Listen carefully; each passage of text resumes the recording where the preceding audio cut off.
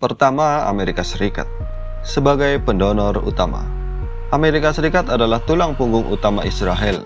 Setiap tahun, Washington mengucurkan miliaran dolar dalam bentuk bantuan militer langsung.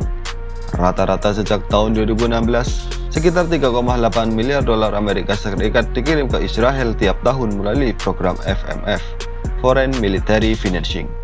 Dana ini bukan hanya untuk pertahanan, tapi digunakan untuk membeli senjata-senjata ofensif, termasuk rudal presisi tinggi, sistem drone, hingga bom canggih. Semua ini terbukti digunakan dalam serangan ke Gaza dan tepi barat. Lebih dari itu, Amerika juga menjadi pelindung diplomatik Israel. Di Dewan Keamanan PBB, Amerika Serikat telah memveto lebih dari 45 resolusi yang mengkritik atau menuntut Israel sejak tahun 1970. Contoh terbaru, saat invasi Gaza 2023 sampai 2024, Amerika Serikat memveto setidaknya 5 resolusi yang menyerukan gencatan senjata.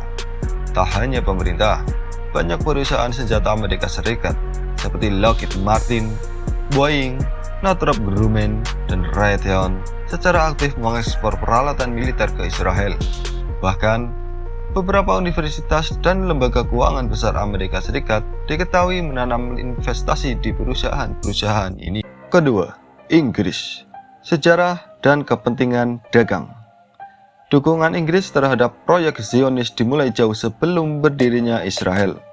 Pada tahun 1917, melalui deklarasi Balfour, Inggris secara resmi menyatakan dukungan terhadap pendirian rumah nasional untuk bangsa Yahudi di Palestina, tanpa konsultasi dengan penduduk lokal Palestina. Setelah pendudukan Palestina dimulai, Inggris tetap menjadi sekutu penting. Kini, Inggris menjalin kerjasama militer dan intelijen dengan Israel. Perusahaan Inggris seperti BAE System terlibat dalam produksi komponen sistem tempur yang digunakan Israel. Pada 2022, Inggris menandatangani kesepakatan kerjasama keamanan senilai 20 juta pound sterling.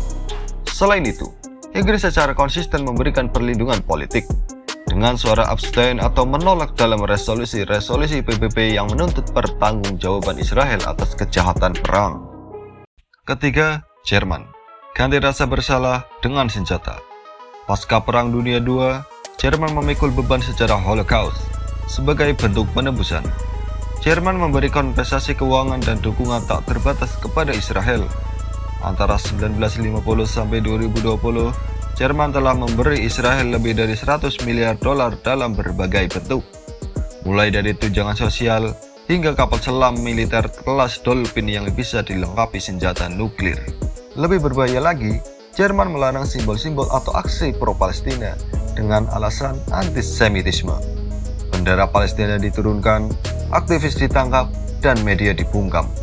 Tahun 2023, Jerman menyetujui ekspor senjata senilai lebih dari 326 juta euro ke Israel, meningkat lebih dari 10 kali lipat dibanding tahun sebelumnya. Keempat, Kanada. Sekutu kecil tapi setia. Kanada juga masuk dalam daftar negara pendukung Zionis, meski peranannya lebih diam-diam.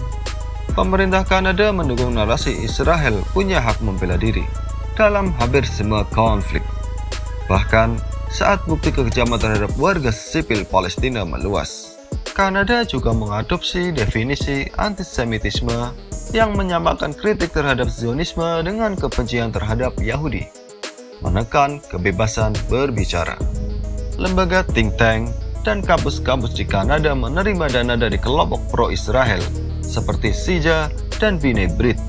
Kanada juga menolak resolusi PBB soal kemerdekaan Palestina sebanyak 86 kali antara tahun 2000 sampai 2020. Kelima, Australia. Loyal tapi jarang disorot. Australia hampir selalu memilih sejalan dengan Amerika dalam pemungutan suara di PBB soal isu Israel-Palestina. Misalnya, pada tahun 2023, Australia termasuk dari sedikit negara yang menolak resolusi penyelidikan terhadap kejahatan perang Israel di Gaza. Pemerintah Australia juga dikenal sering menjamu pejabat Israel dan menyetujui kerjasama bidang teknologi militer dan pertahanan cyber. Perusahaan teknologi asal Israel seperti Elbit System juga beroperasi di Australia.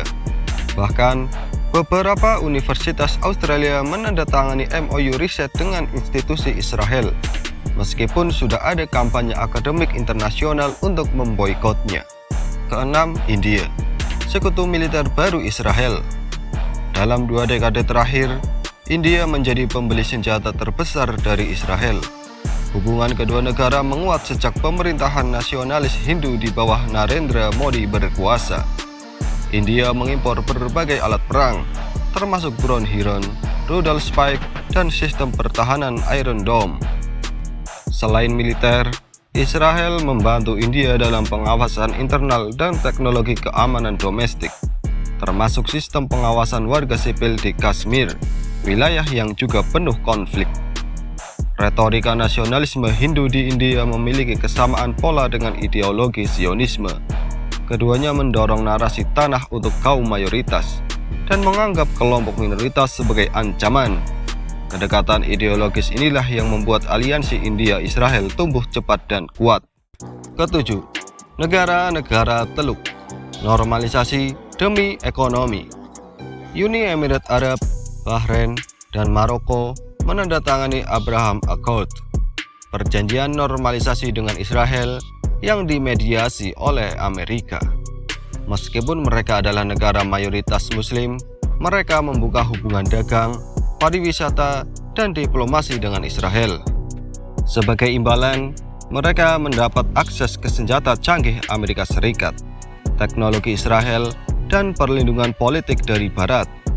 Normalisasi ini membuat boikot produk Israel menjadi semakin sulit diterapkan, karena banyak produk sekarang masuk lewat jalur negara-negara Teluk. Kesimpulan dan penutup. Jadi, tidak hanya Amerika dan sekutunya yang terang-terangan mendukung Zionisme. Dukungan datang dalam bentuk senjata, veto, normalisasi, hingga pembungkaman gerakan pro-Palestina. Dunia tidak netral. Di balik layar, politik dan uang berjalan beriringan, dan kekerasan yang terjadi bukan tanpa sponsor. Sebagai warga dunia, penting untuk tahu siapa yang mendanai perang, siapa yang melindungi pelanggar HAM, dan siapa yang berpura-pura netral. Karena kesadaran adalah langkah awal dari perlawanan.